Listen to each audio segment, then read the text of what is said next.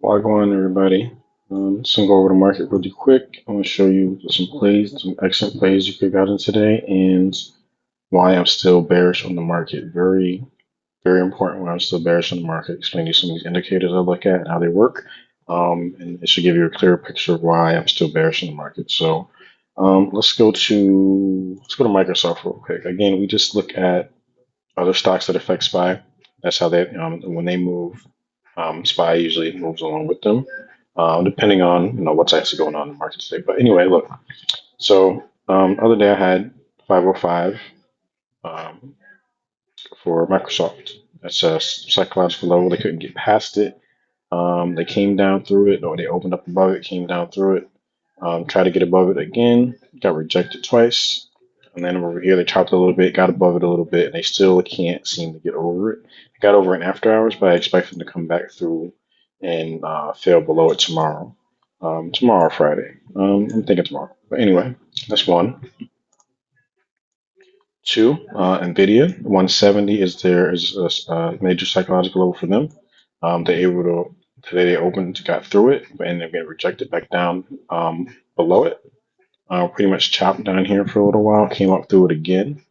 Then at the end of the day, it really shot up. So the next level I have marked is 172.97. They ended up getting 172.99, which is great. I thought it was be on point sometime. But still, after hours, they're still just chopping around. I expect them to come back to 170 again tomorrow. Um, they ran a little bit too high, and if we look on their daily oscillator, still in an overbought condition, and they are approaching a trend line I had for a while ago. See how they hit it before and they bounced right off of it again. They're not giving themselves much room to actually go up higher and hit that again. But we'll see what happens. Maybe they got some news that come out the next day. Go to Apple, go to their 5 minute chart. Again, Apple didn't really do too much today. 215, tough level for them. They get below 210. Then we're looking at 205, 200 again. 200 was a very tough level for them to get over. Um, oops, don't want to do that. Why is that not line? It's not this.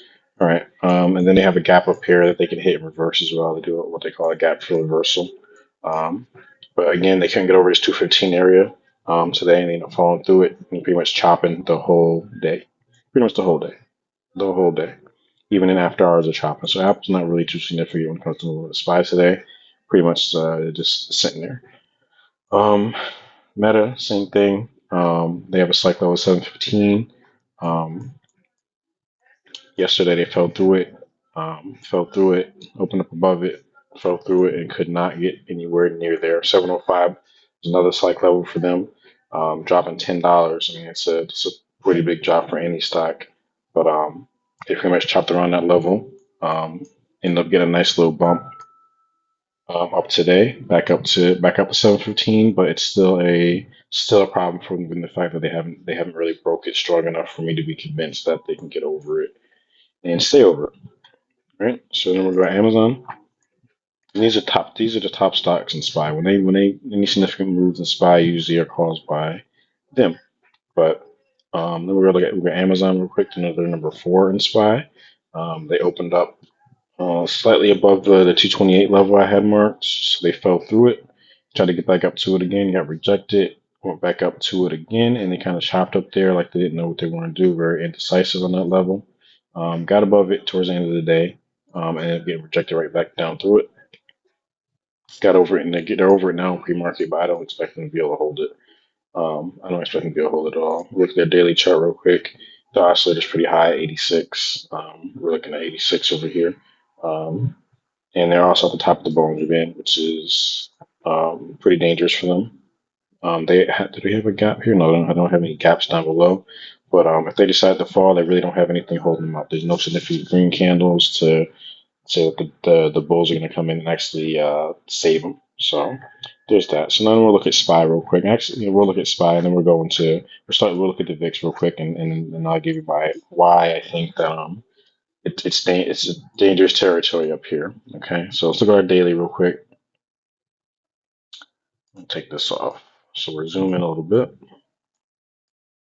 And we are at the top of our Bollinger Band. Okay, so if you know how the Bollinger Band works, anytime the candle pops out of it, or whether it's be below or above it, it pops back in, right? Or it'll just reject right off of it, like you see here. You see a few other times it hit here, bounced off of it. Even on the lower ends, you see how it's popped out and it popped back in on a daily. Obviously, it takes a few days for that to happen, but it happens on the smaller time frames as well. So those are good areas to look for plays at. So we'll go to our 5 minutes today. Turn all my markings and stuff back on.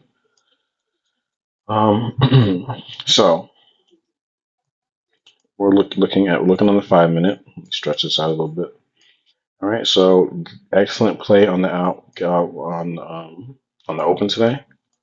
Typically, what SPY's been doing, we've seen this before a number of times. Anytime it's came up, broke all-time high in after hours, it usually sells off pretty hard right at open, right? So we saw that, got excellent opportunity to get puts right all the way down. Um, Typically, we were on a 30% plan, 30% deal. So let me show you real quick how that works. So we go to this site, myfxbook.com. We go to our economic calendar. Actually, no, we go to our calculator. Sorry, go to our calculator. And of course, it's not going to tell me, give me the one I want. We're going to be looking for the compound calendar calculator. Here we go, the compounding calculator. So you put what your count level is. So say you got $500 in there, right? Your period is going to be a number of days that you'll be trading. So let's do 15, and then your gains per day, which is 30%. The moves that we look for, sometimes you get 10, sometimes you get your fives, but 30% is very easy if you're patient. You follow the game plan. Um, and you follow your setup. Don't go getting in without following your setup. All right. So this is how it goes. Start out 30% per day. So 30% of 500 is gonna be 150. Very easy to get if you're following the rules and sticking to your game plan. Doesn't have to be in one trade. Doesn't have to be in two. As long as you get 30% that day. If you see a good setup, your setup is perfect. Yeah, then go ahead. You can get 30% on one trade. Anyway, every day you're gonna get 30%, right? Every day, 30% for 15 days. At the end of that 15 days, you have $25,000, right? This is just sticking to it, not touching the money, letting it grow every day, or at least 30, or at least 15 good trades. This is where you'll be at, right? You can get this daily. This is not like something you really got to draw out. You can if you want. Take your time. It is what it is. We trade every day, but anyway, this trade right here, we got you 30% easy. Very easy if you picked your contracts correctly. Um, whether they be at the money, in the money, out of the money, it's up to you. To each his own. But this trader here would have got you a good little chunk, right? Given your heat level of 629, broke through your 630, which is your one of your psych levels. Once you broke through that, that would have been confirmation for me to stay in the trade and ride it a little bit longer. But we're looking at our oscillator value. We're at 10 right here. We're at 10. That means it's oversold. Plus, on top of that, we're outside the band. So we know it's going to pop in at some point, and we start seeing this Dragonfly Doji form right here. Start seeing this Dragonfly Doji form. It's time to possibly get out the trade. Okay. All right. So turn this stuff back on. It chopped a little bit. You got your three white soldiers, and you got a little fail back into the key area would be the bottom of your orb. This is your orb right here. Your 15-minute candle. Of course, it will do that. Change the color of this so it looks clearer. There we go. No, that's too dark. White.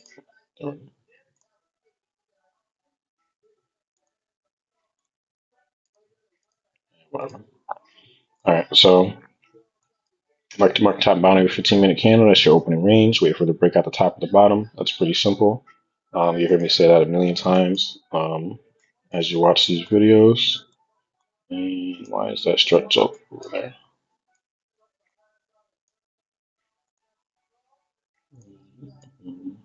Okay. All right. So then your next area, you see it's kind of wedging up a little bit, slowly getting up in there, rejecting, slowly getting to rejecting a little bit, but you see it's rejecting a little bit less each time. This is a hard rejection, less than this. This rejection is less than this one. This rejection is less than this one. Then this happened. Came here, came down to five. It finally got support at 530. I mean, 630, and then just skyrocketed up to the top. This move happened very fast. See how far it is out the band here. Now this would be an excellent opportunity to get in a call. Um, if you notice this, you go. If you saw this, put your trend line on, wrote it right here. Actually, no, it would have been like right here. And then put another one right here. Rolled that across the top. So you saw it was kind of wedging in a little bit. Wedging in a little bit. Once it got to that wedge, it could have either popped out top, popped out the bottom. But I was actually still bearish on that. But I took a chance and got some calls and rolled that up. Right. So this is a crazy rise right here. Right. A very big bump from down here at 530 to jump $2 that fast. Implied volatility, which is just made it looking made the position look lovely. Right. On top of that, once you're outside your band, so you know it has to come back in, right? It's already been popped out for 3 candles. Typically, it doesn't go too many more unless there's something major happening in the market. But you could have gotten a put, got out, gotten a put, and we're all the way back down into the orb again, right? Another opportunity. Just laid out 3 good plays for you. One put, call, put, perfect, right? Then right here you could see he came back into the orb, rejected up out of it, and then it's just a typical orb play at this point. Got back into some calls. This would have been scary. This would have been scary, but this happened fast too. Right, this happened really fast too. It's a 5 minute time frame. This happened fast too. So it came down really sharp. It actually brought it back up relatively quickly within that 5 minute time span. So don't get paper hands. Paper hands. You would have got out the trade as soon as it dipped down right here. Your stop loss would have been hit. Stop loss should have actually been a little bit inside of the orb here. So your stop loss wouldn't have got hit. It would have been close, but it wouldn't have gotten hit. Still, ride your call up. Boom, boom, boom. Still, this is another 30% play right here. Probably well over 30% actually on this move right here. And move fast. So you got some good chunky green candles. Some good movement. At this point, get out your leisure. We're late enough in the day. You know, um, take your profit. See profit, take profit. Right. So this is why I'm still bearish on the market. Right. So this is your VIX. Your VIX typically always runs opposite of what the market does, right? So we're looking at we're pairing that with our oscillator values. And matter of fact, I'm just going to turn my Bollinger Band off.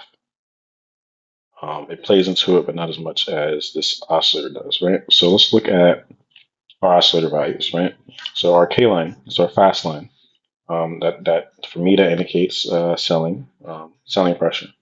When it's really high, we have really high selling pressure, but then we're also in an overbought state. When it's really low, we have a lot of selling pressure, and it's in an oversold state. So at this point on the 5 minute time frame, we're in an oversold state, and the way the VIX works is that it completely runs opposite of SPY. So when this goes up, SPY goes down. This goes down, SPY goes up. So we look at it on the one. Pretty much today, it went down. We go to a higher time frame, went down. Um, Same thing, went down. This goes down, SPY goes up. Just keep that in mind. Look at our oscillator values, right? Okay, so we're still in an oversold state. Okay, I mean we're still in an oversold state for on the VIX. Keep looking, oscillator value, right? Look at our oscillator value on our higher time frames. Look at this. We're at 8 in an extremely oversold condition. Okay, let's go to our 1 hour. Still extremely oversold condition, right? Go to our 4 hour.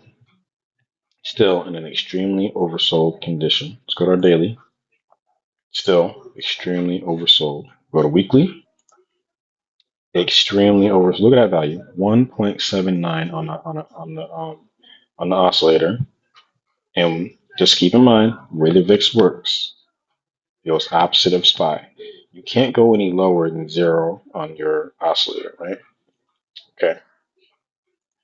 Go to our monthly.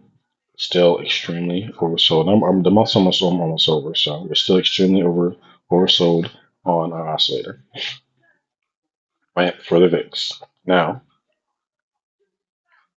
let's go back to our 5 minute. Put our Bollinger Band back on. Okay, we are almost at the bottom of Bollinger Band. I'm expecting it to bounce off of the bottom of this Bollinger Band and shoot up. Now, when this shoots up, we got a gap up here. Very big gap up here. Why aren't my... Okay, that's why, because there's another one up there.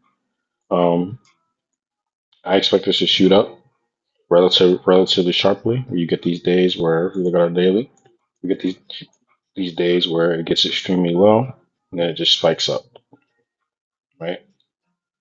When it spikes up like this, SPY drops extremely hard. So we'll look at April 7th, right? This candle right here, April 7th. So we'll go to April 7th on SPY.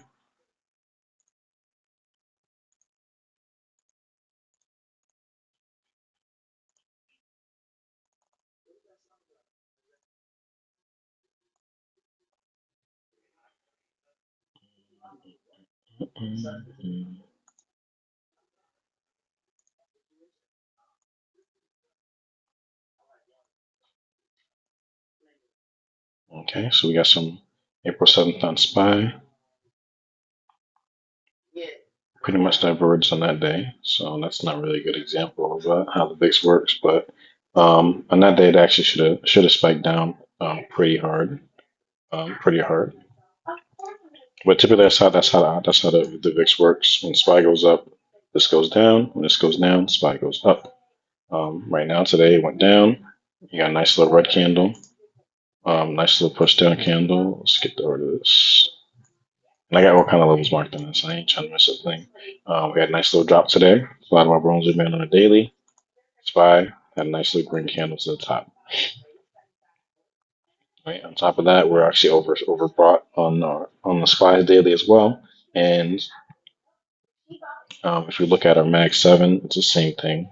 We're extremely overbought on our Mag 7 EFT as well. What else we got here that would be an indicator that we're about to come down? Same thing for XOK. It's pretty much this is technology sector, which is the same thing that would NVIDIA, Microsoft, and all other ones would be in. We're extremely oversold on this as well. I mean, overbought. Um, and that's really why I think that it's about to come down. It's coming down. There's no doubt in my mind. We're looking at our 4 hour. We're at a 2.